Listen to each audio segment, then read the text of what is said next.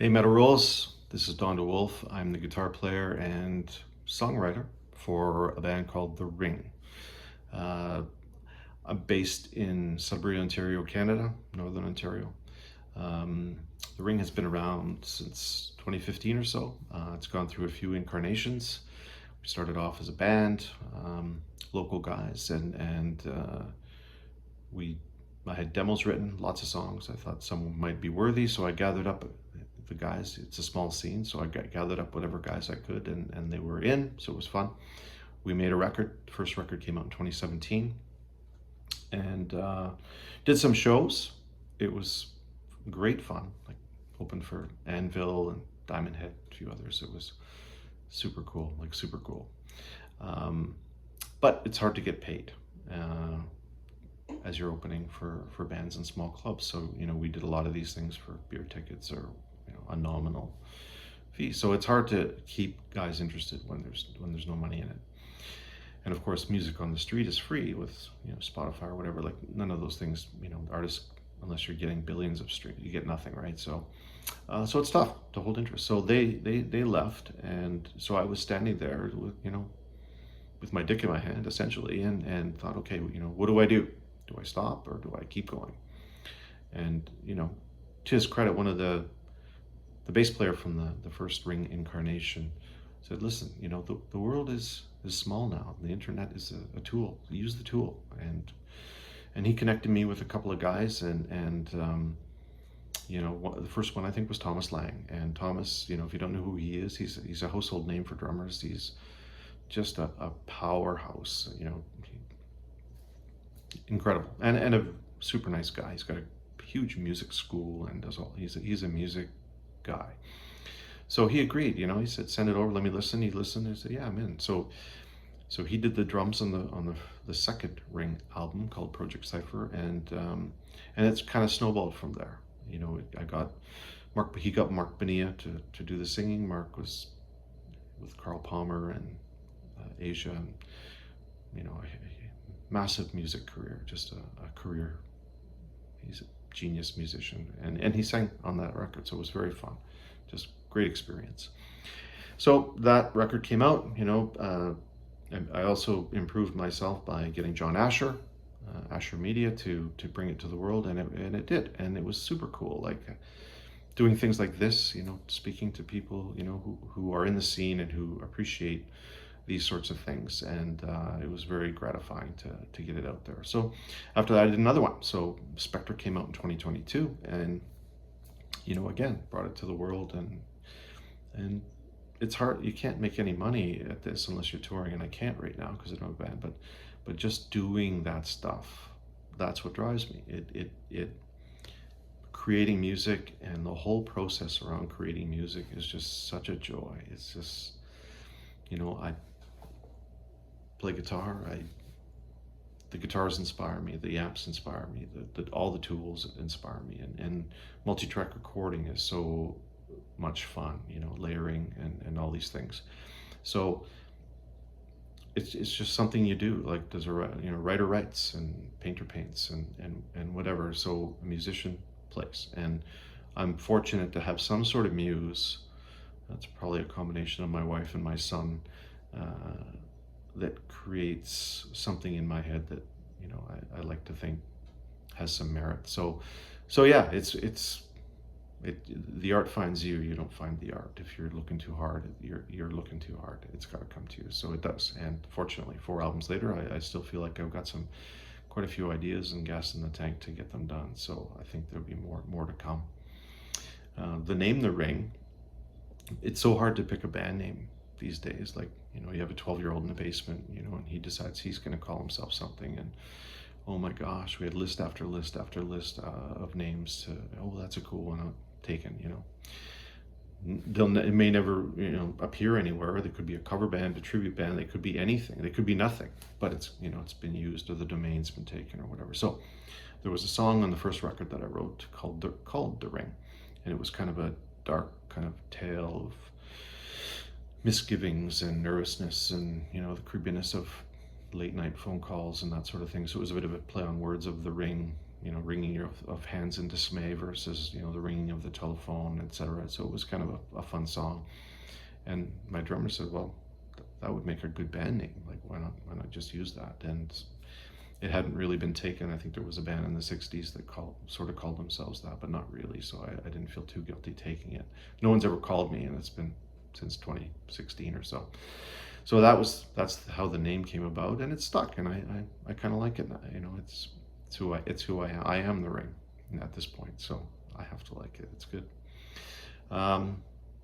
The new album comes out September 27th, 2024, called Nemesis. 8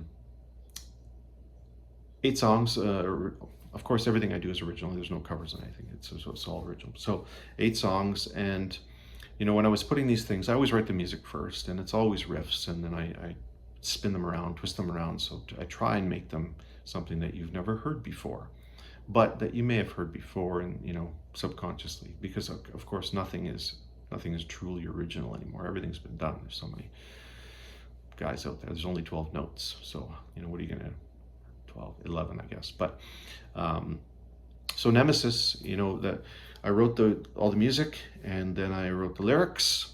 My lyrics always come from an angry place.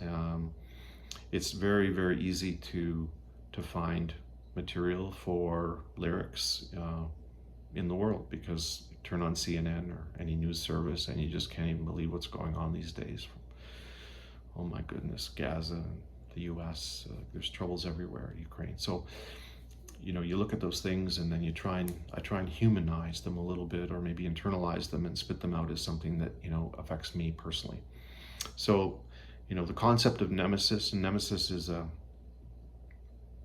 invincible enemy, an unstoppable force, something that's messing with you for a very long time.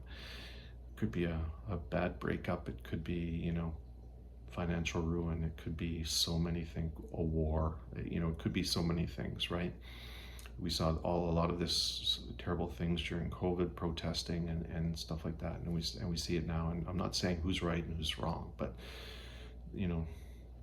everything just seems to be completely polarized now. So it's you love it or you hate it. There's no in between anymore. It'd be nice to find some middle ground. So Nemesis is my counter reaction to that, I guess you could say, because it's trying to deal with Nemesis. So the lyrics are about that, and I even take some lyric. I try to read a lot, and I'm trying to get through the classics. So Steinbeck and Tolstoy and Dostoevsky, and all those, Dickens, Thomas Hardy, so many great works of literature. You just can't even believe it. It's amazing. So Welsh Rats is a song on the album. So Welsh Rats the term is from John Steinbeck's East of Eden. It comes from a German word. It's sort of Americans like to bastardize everything, right? So I think the original German word was Welschmerz, and the Americans sort of put it into Welsh Rats. So it's what it's defined as, sort of loosely, is an overall feeling of melancholy and sort of world weariness. And so I feel that a lot, and so the song is kind of about that, and how you deal with it. And it's got a bit of a jazzy backdrop, so it's with some real heavy stuff in there too. I love to mix it up. So that's a good example of where this stuff comes from. It's a very fun song. The cover is interesting on this record too. It's a black background. I don't have a picture of it, but it's a black background with a red, very, very red image of a jellyfish on it. So jellyfish is an interesting, and the idea of the jellyfish came from my graphic designer buddy, who kind of took the concept and tried to understand it and tried to come up with something that might speak to it, right? So the jellyfish is kind of it's the man of war is lethal to humans. It's food for turtles, and it's sort of a canary in a coal mine for climate change. Really, it's affected by that. So it's almost a circle of nemesis, right? It's food, it's dangerous, and it's also very, very sensitive to what the hell we're doing to the world right now. So I thought it spoke well to the concept. It's very simple. It's graphically very clean, and it looks super cool. I love it. Yeah, it's awesome. Music that I'm listening to or hoping to listen to very soon, I have to say, is the thing I think I go to bed thinking about it every night, is the new Opeth record. Last Will and Testament comes out in October, and I've heard the first song is out, and of course Mike Eckerfeld is he's a genius, and he's hilarious, and I had the chance to meet him in Toronto at one of his shows, him and Freddie, and they were so kind. They were all just so kind and so interesting to talk to. It was very fun, and I've been an Opeth fan since I think probably still live, maybe Blackwater Park, I guess. And probably one of my favorite bands of all time. And Rush is up there too, of course, but Opeth is amazing. So I'm really looking forward to that album coming out. Our local music scene in Northern Ontario, Canada, is it's country bands, it's cover bands, top 40, and some tribute bands kind of thrown in there. There's not much metal. There's not much really of any interest. It's pop stuff, and I'm happy. I'm happy to see any young person playing music, or really, truthfully, any person playing music. I wish people would play original music.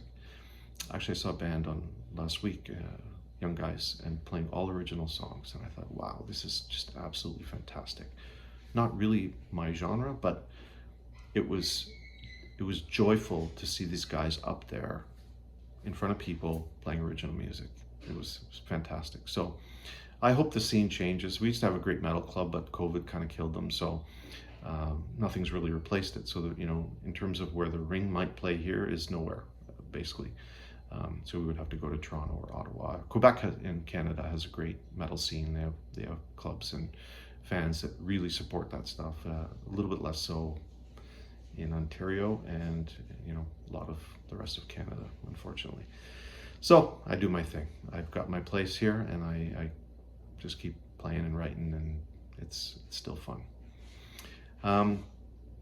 Going beyond this, one fortunate stroke of luck for me is Reggie Hache, who played bass and sang on Nemesis, and he played bass on Spectra, the album before. He's from Vancouver, which is far, like 3,000 miles or something for me, but he's moving to Montreal. So Montreal's maybe a 6-hour ride in the car, at least for me. So I'm hoping that there could be some sort of possibility of collaboration, or maybe even some live playing. That would be wonderful if the Wring could be in front of people again. That would, and of course I keep writing. I write every day. I have an album's worth now. I just have to put it together and then do my process. It's which I love to do. So yeah, some good stuff coming ahead, I think. So it's good. Metal Rules, a great name for a website, of course, and the concept too. Like I've been a metal fan, really since metal has existed. I'm not that old, but more or less. I'll tell you, the first time I heard Black Sabbath or the song Black Sabbath and the band, Iron Maiden, Judas Priest, coming up through the 80s into the 90s, Pantera, Tool, Opeth, Mastodon, Voivod, like Nothing Face is still one of my favorite records of all time. Like it's off the charts, right? So it's amazing. I was at a show not long ago. I saw Testament, Exodus, and Death Angel. They called it Bay Area Thrash or something or other. Didn't matter what, but it was unreal. Like those guys are still killing it. Chuck Billy he's just a monster up there. It's fantastic. And Skolnick, like Eric Peterson, like these guys are warriors, right? Like warriors. And Gary Holt at Exodus, and Cavastani and Death Angel, like you see these guys and they're just giving it like it's all they got. Like it's amazing after all this time, right? And you're standing in a room, a tiny room with jam packed with guys that, you know, they don't look like me. They have the hair and they've got the tats and they've got the whole deal going on. And you know, if they walked into a shopping mall, people would be terrified, but they'd be wrong because these guys are joyous. And you know, no matter who you are, if you're standing there rocking it out to Testament, they are your brother. They are your brother, and it's a wonderful feeling, and it's a wonderful scene, and that is why metal rules. Thanks for having me.